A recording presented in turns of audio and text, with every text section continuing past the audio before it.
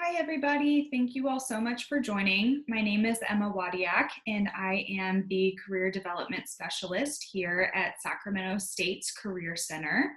Today, we're going to be talking about resume and cover letter writing strategies. So to get things started, first I want to cover what a resume is and why we use them. Ultimately, the purpose of a resume is to move you forward in the hiring process, with the next step usually of which is an interview. Your resume is used really as an opportunity to showcase your experiences and qualifications and to tell an employer a little bit more about your skill sets and your background. Some common sections that we see within a resume are a heading. Sometimes we'll see an objective. Some people choose to include a summary of qualifications. We usually see some work experience listed on a resume. We may find some certifications or licenses listed on a resume. Certainly as a student, you're going to want to put your educational background, and that may include some subsections like relevant projects or relevant coursework that you've taken. Ultimately, you'll probably find that your resume looks a little bit different than one of your classmates, perhaps. That's perfectly okay. This is really an opportunity for you to showcase your own qualifications in the most effective way possible. So if you find that the sections on your resume are different from others around you, that's okay. We can certainly talk about that. So to cover these different sections of your resume in a bit more detail, we're going to start off with your heading. You'll notice here that the heading includes your name. It also includes all of your contact information. Some folks will also include a link to their LinkedIn profile, perhaps, in their heading section. It's ultimately up to you, but this is really an opportunity for you to tell an employer how to get in touch with you. So please be mindful of the phone number and the email address that you list. You want to be sure that you check those regularly and stay up to date, because ultimately this is how an employer will reach out to you. If you recorded your voicemail greeting a long time ago, I would encourage you to check that to be sure that it sounds professional and is up to date. If you recorded it in middle school, it probably sounds like you're about 11 or 12 years old. So I would just encourage you to check that and be sure that it sounds like you today and is a professional greeting. Same thing goes for your email address. You want to be sure that it's an email that you check regularly. You're certainly welcome to put your Sacramento State email address, although if you're graduating soon, just be sure that you're able to still connect with that email address and check it regularly, because that's ultimately how an employer will be reaching out. The examples listed here include the student's full address. You certainly don't have to put that. Feel free to just put the city and the state, and that should be plenty of information for the employer.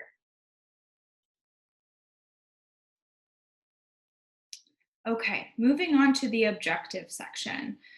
We are starting to not see objectives listed as frequently on resumes.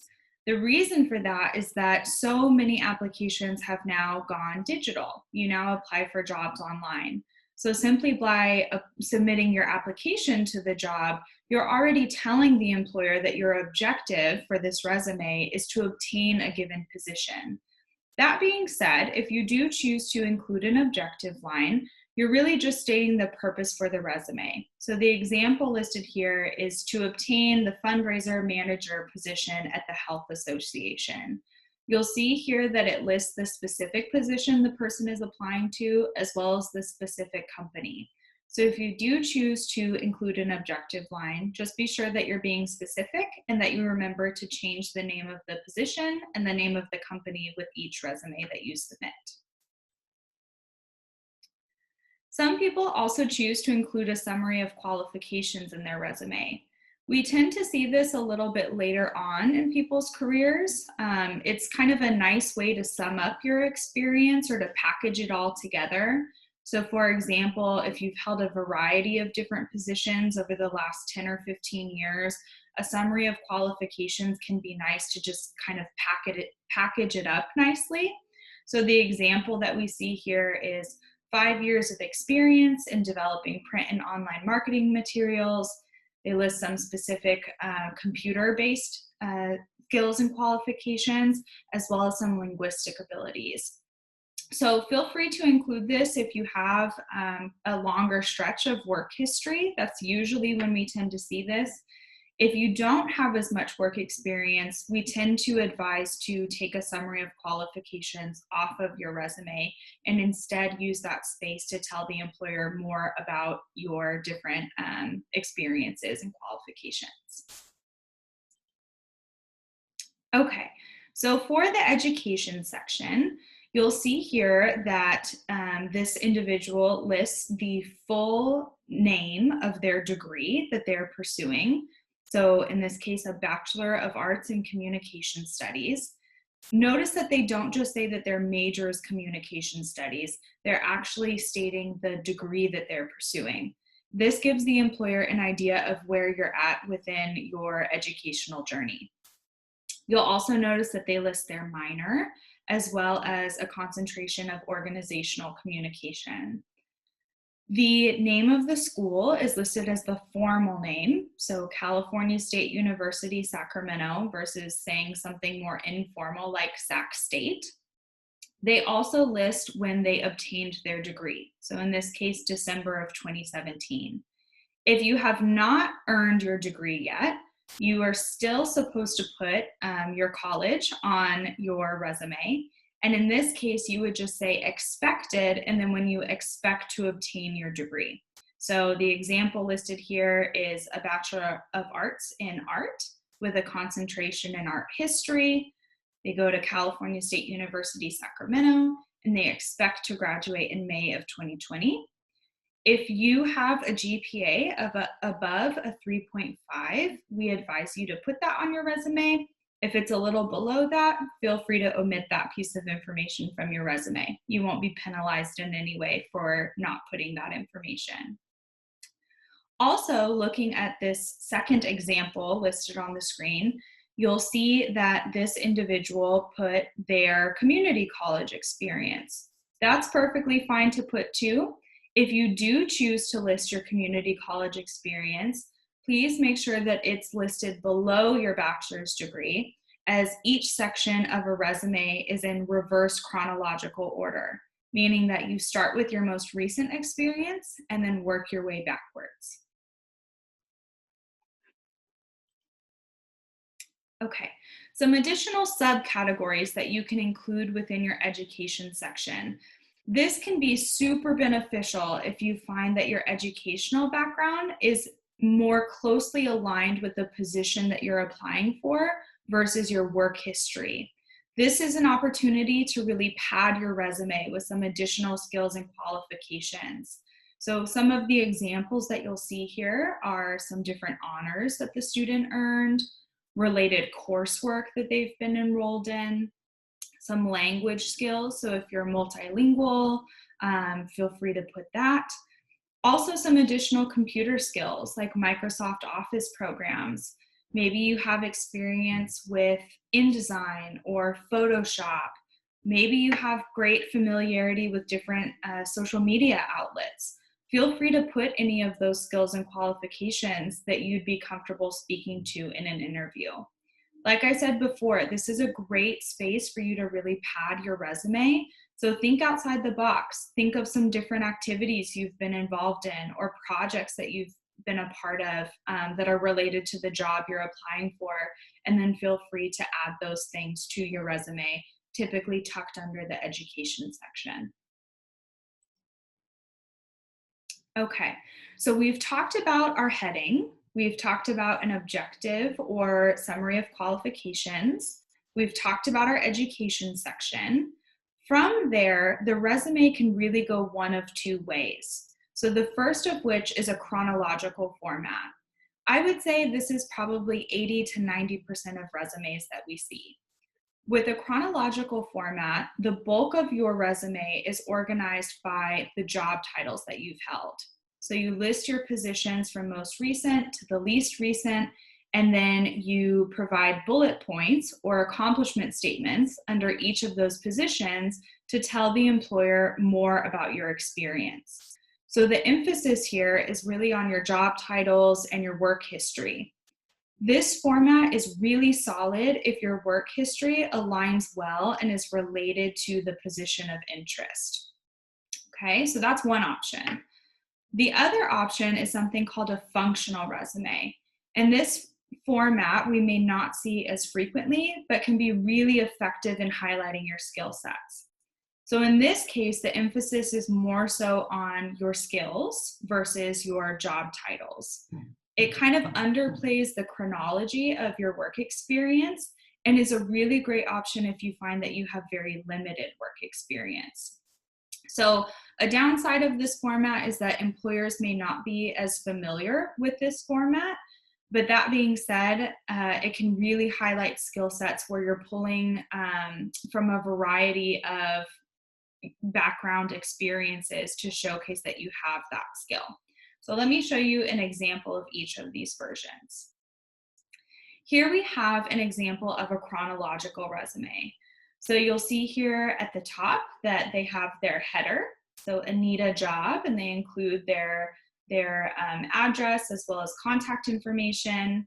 They begin with their education section and then go into work history.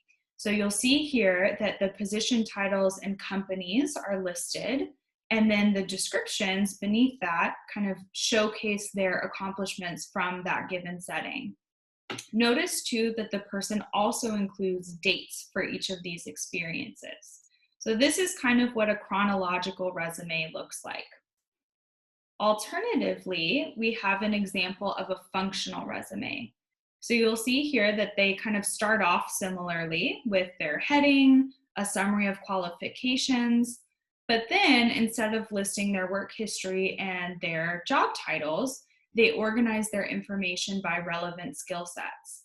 So this person chose to include customer service, technical skills, and interpersonal and teamwork skills.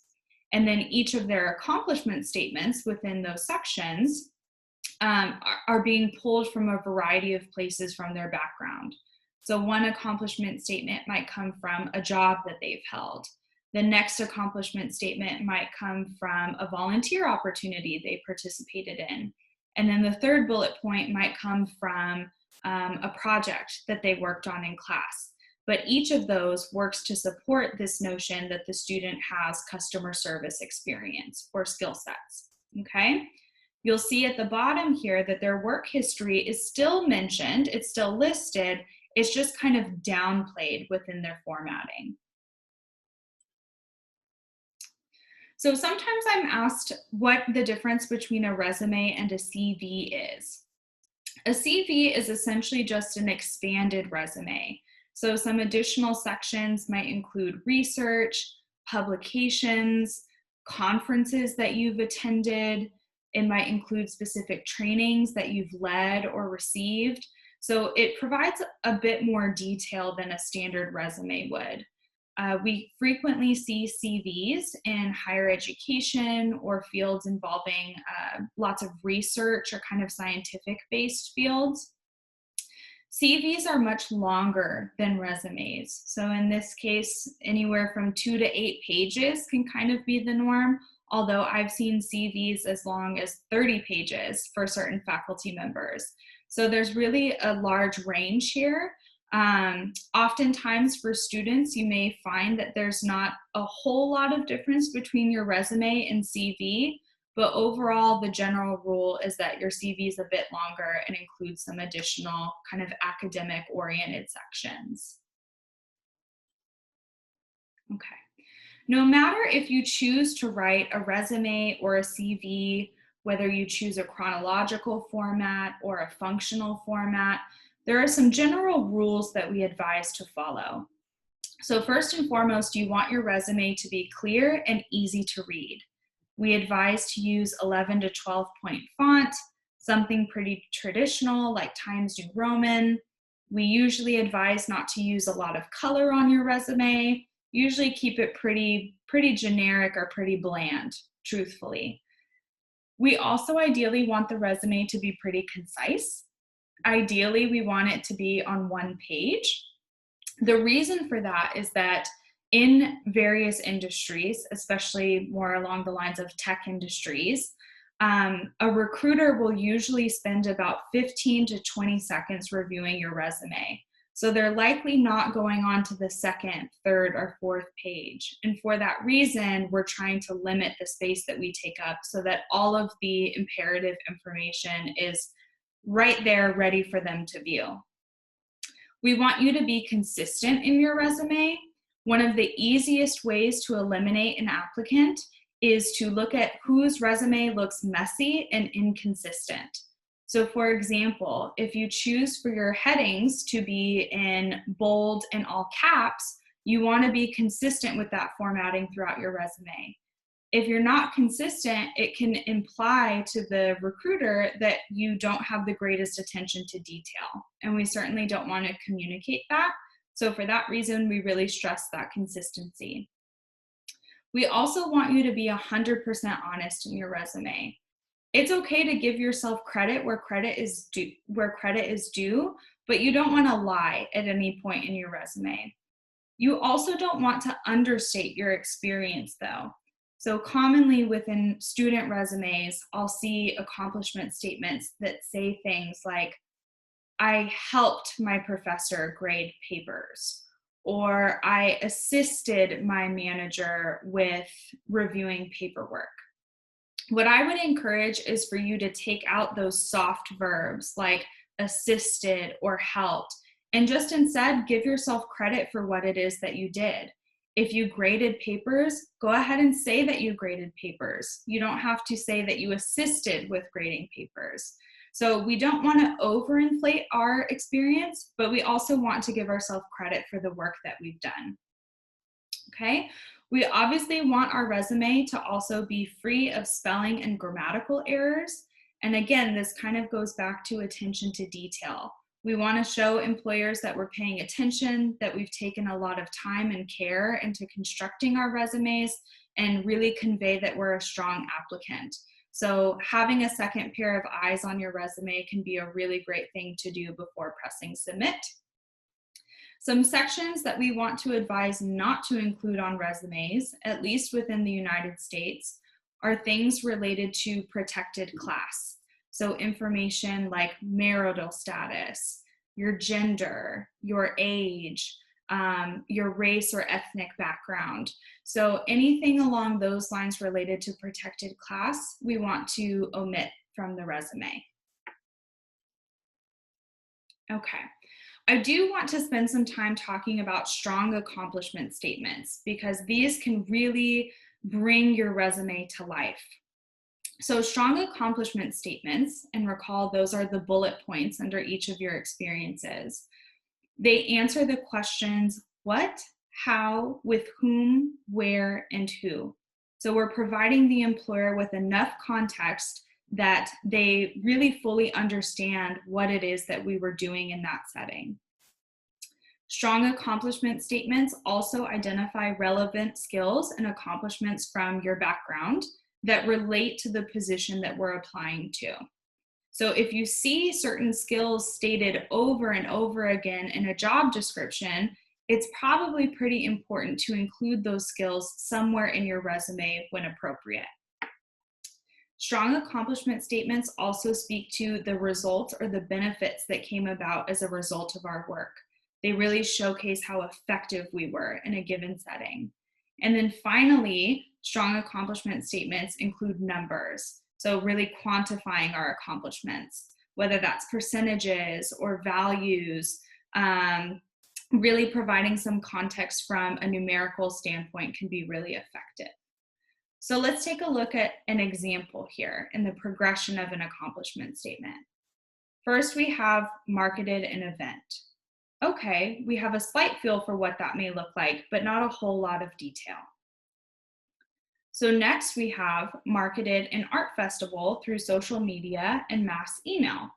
So now we know how they're doing this marketing and the purpose or what it's for. So it's getting a little bit better. Next, we have marketed an art festival through social media and mass email weekly to promote upcoming events.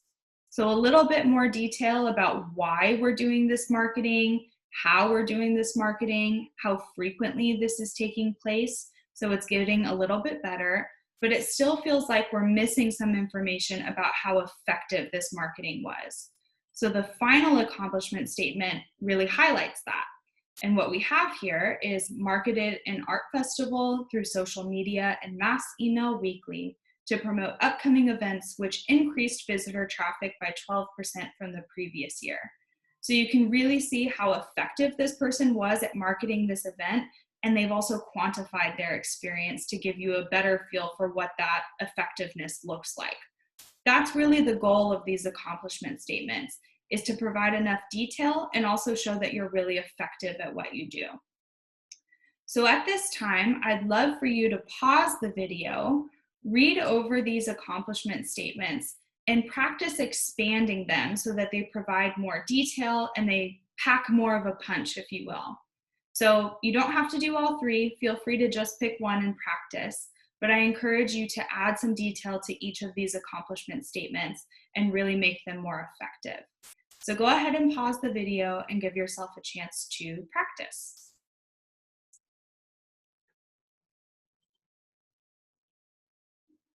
Okay, welcome back. Hopefully that activity was helpful for you to try and work on accomplishment statements. Now that we've covered resumes and formatting, I want to talk a little bit about cover letters. Cover letters are usually 1 page or less, and they are written for each job opportunity. So your cover letter will change each time you submit an application. Cover letters should be pretty simple and pertinent to the job. They don't need to go on and on. Like we mentioned, we want it to be about 1 page or less. We want you to personalize the letter by including information that is specific to the position, specific to the company or the organization. So like I mentioned, you will be adjusting your cover letter each time you submit an application. So this will give you a feel for the structure of a cover letter. Paragraph 1 is to really hook the reader. So you can state the purpose for writing, including the name of the position or the company that you're applying to. You can mention how you heard about the opening or the organization. This is especially effective if you have an internal referral that you can mention or highlight.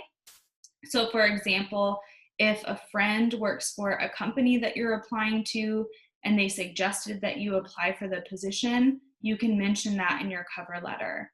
If you attended a career fair at Sac State and met one of the recruiters and were encouraged to apply to the position, you can also mention that in your introduction of your cover letter.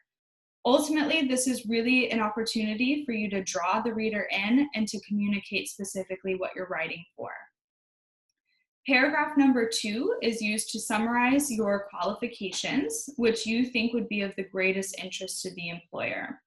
You can cite relevant educational experiences. You can talk about different leadership opportunities, projects or assignments that you've worked on.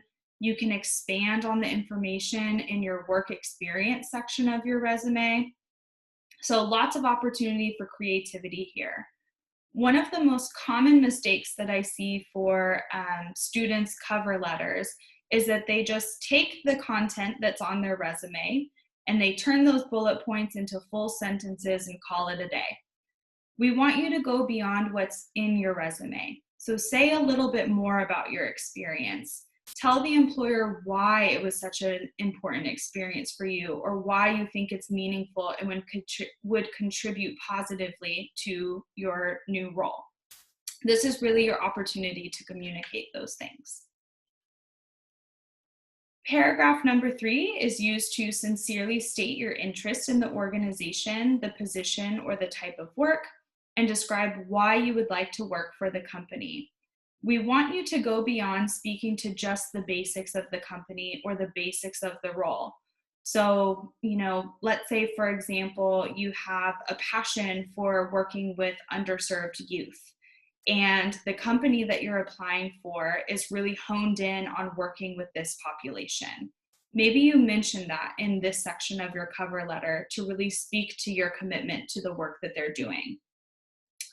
Paragraph number 4 is used to express your sincere interest in being considered for the position. Let the employer know that you're looking forward to hearing from them and providing contact information should they want to reach out to you. So you can indicate here how they can get in touch with you, often referring to your email or your phone number. Okay, so I'm going to come out of the presentation and show you where you can find all of this information if you need some additional guidance. The Career Center has a great resource found through the Career Center website called the Job and Internship Handbook.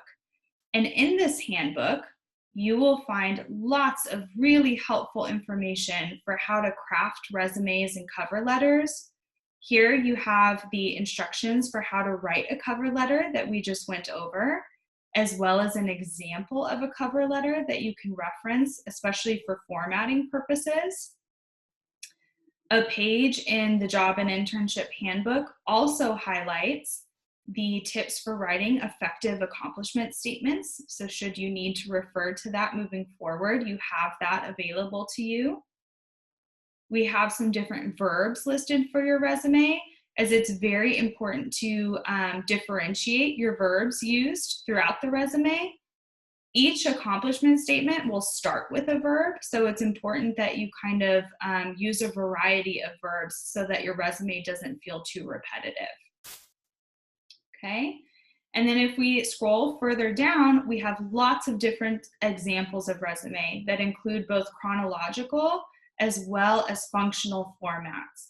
So I really encourage you to take a look at this resource, get a feel for some different examples that we have listed here, and think through some options of what may be most effective in highlighting your own skill sets and qualifications.